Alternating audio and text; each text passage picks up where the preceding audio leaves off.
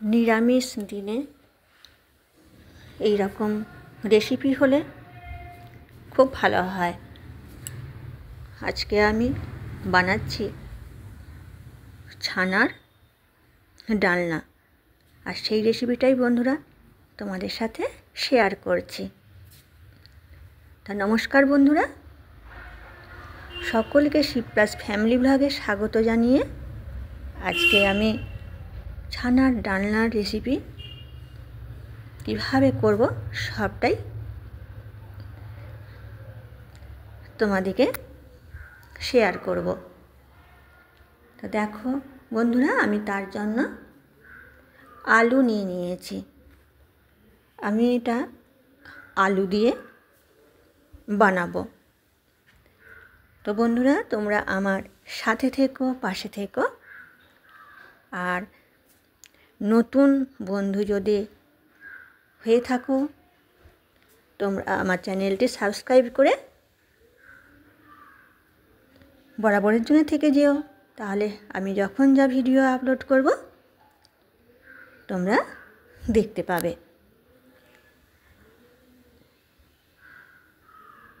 দেখো বন্ধুরা, আলুগুলো এবার আমি খোসা ছাড়িয়ে নিলাম একটা টিলারের সাহায্যে, দিয়ে নাইফ নিয়ে আলুগুলো সাইজ করে কেটে নিচ্ছি। আর আলুটা আমি কাটছি দেখো, খুব ছোট না, খুব বড় না, একটু মাঝারি সাইজের ডুমো ডুমো করে কেটে নিলাম। এরপর দেখো আমি কি কি মশলা বাটবো। আমি মশলার জন্য নিয়ে নিয়েছি আদা আর 1 চামচ জিরে, আর নিয়ে নিয়েছি কাঁচা লঙ্কা, দিয়ে আমি এটা শিলনোড়ায় বেটে নিচ্ছি। আমরা এটাকে শিলনোড়া বলি, অনেকে আবার এটাকে পাটাও বলে। তো অল্প মশলা তো, সেই জন্য মিক্সার গ্রাইন্ডারে এইটুকু বাটা যায় না, তাই আমি শিলনোড়াতেই আজকে বেটে নিচ্ছি। আর শিলনোড়ায় বাটলে বাটাটাও খুব সুন্দর হয়, টেস্টি হয়। তোমরা বন্ধুরা দেখো আমার বাটা হয়ে গেল, আর কেউ তোমরা স্কিপ করো না। তোমাদের কাছে এটুকুই আমার রিকোয়েস্ট রাখছি, পুরোটা তোমরা দেখো। দেখো বন্ধুরা, এরপর ছানাটা আমি ভালো করে মথে নিয়ে আর গোল গোল করে বড়া শেপে করে নিয়েছি। আর এদিকে ওভেন জ্বালিয়ে তেল বসিয়ে দিয়েছি, আর আমি দিয়েছি সানফ্লাওয়ার তেল। এবার তেলের মধ্যে একটা একটা করে বড়া দিয়ে দিচ্ছি। আর আমি এই সময় ওভেনের ফ্লেম রেখেছি লো টু মিডিয়াম।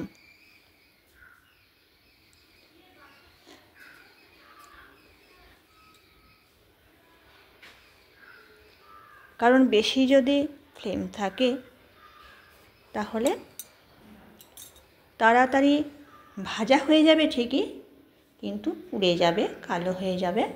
তাই একটু লো রাখলে ভালো হবে। এবারে একদিকটা হয়ে গেল, আর আমি এবার আর একদিক উল্টে দিচ্ছি।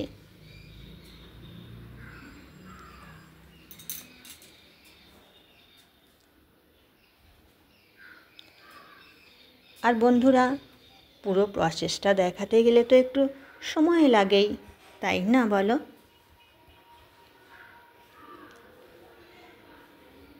তো দেখো বন্ধুরা, এদিকটা হয়ে গেছে।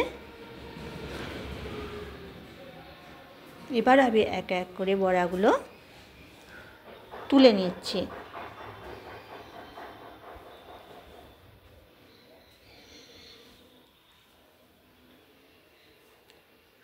আর ফ্লেমটা আছে একদম লো করে দিয়েছি।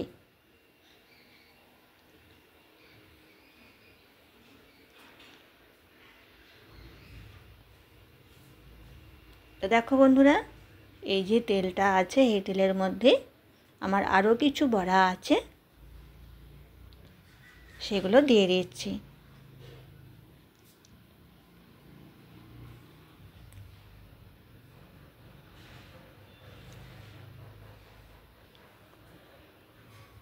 কারণ একসঙ্গে যদি সব বড়াগুলো দিয়ে দিই তাহলে ভেঙে যাবে, তাই আমি দুবার করে ভেজে নিচ্ছি।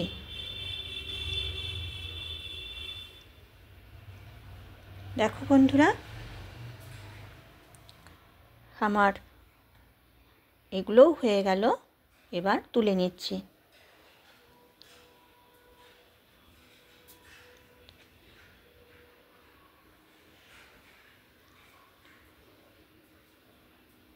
দেখো বড়াগুলো কত সুন্দর হয়েছে।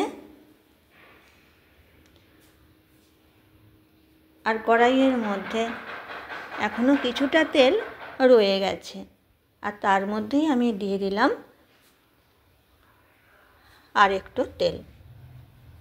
এখন আমি এর সাথে দিলাম সামান্য সর্ষের তেল। এটা সবটাই সর্ষের তেলেও করা যেতে পারে, তাতেও টেস্ট ভালো হবে। এখন কড়াইয়ের মধ্যে দিয়ে দিলাম কালো জিরে, তেজপাতা আর একটা শুকনো লঙ্কা ফোড়নের জন্য।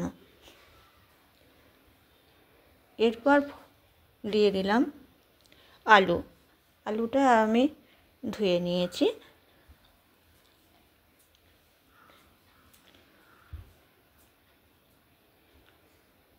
এবার আলুটা ভালো করে নাড়াচাড়া করে নেব।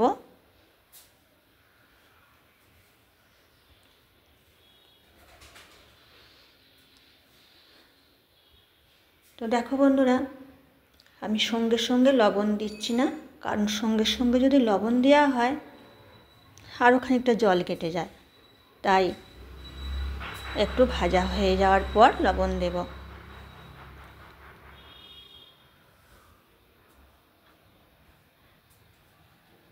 তো বন্ধুরা দেখো, এবার লবণ দিচ্ছি, কারণ একটু ভাজা হয়ে গেছে, জলটা শুকিয়ে গেছে।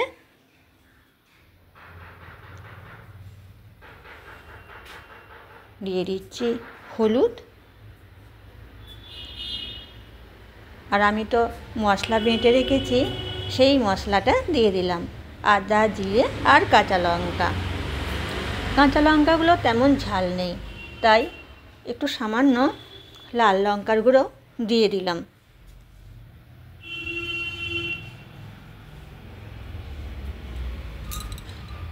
দিয়ে এবার বন্ধুরা ভালো করে কষিয়ে নেব।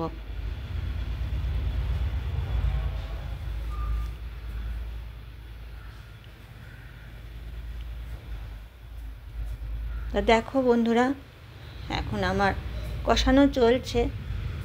মশলা বাটার সেই জলটাও দিয়ে দিয়েছি বাটি ধুয়ে, যার জন্য একটু জল জল হয়ে আছে।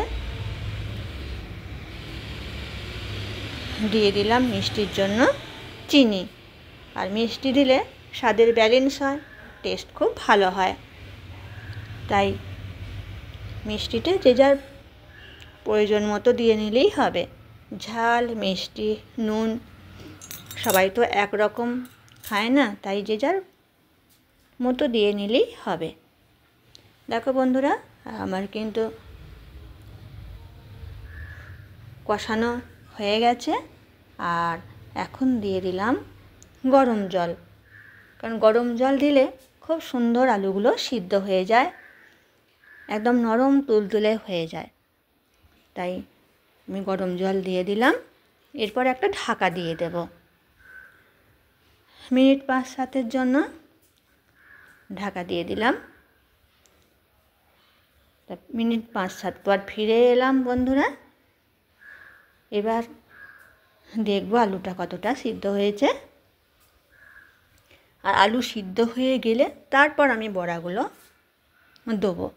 তা আলু সিদ্ধ হয়ে গেছে, এবার আমি দিয়ে দিলাম ছানার বড়াগুলো। তা দেখো বন্ধুরা, বড়াটা দিয়ে কিন্তু খুব বেশি ফোটাবো না, তাহলে বড়াগুলো ভেঙে যাওয়ার ভয় থাকে। তাই অল্প করে একটু জাস্ট ফুটিয়ে নিচ্ছি। তা দেখো বন্ধুরা, হয়ে গেছে আমার ছানা ডালনা, আলু দিয়ে করলাম। এবার দিয়ে দিচ্ছি গরম মশলা গুঁড়ো আর দিয়ে দিচ্ছি গাওয়া ঘি। আর এই ঘিয়ের সেন্টটা খুব সুন্দর, আর ছানার তরকারিতে বেশ ঘি দিলে খুব সুন্দর লাগে। তা বন্ধুরা দেখো, 1 মিনিট আমি ঢাকা দিয়ে রেখে দিয়েছিলাম, বেশ সেন্টটা বসবে ভালো, আর খুব সুন্দর সেন্ট উঠেছে, সুগন্ধ উঠেছে। যে কোনো নিরামিষ দিনে এরকম একটি রেসিপি তোমরা করবে, খুব ভালো লাগবে।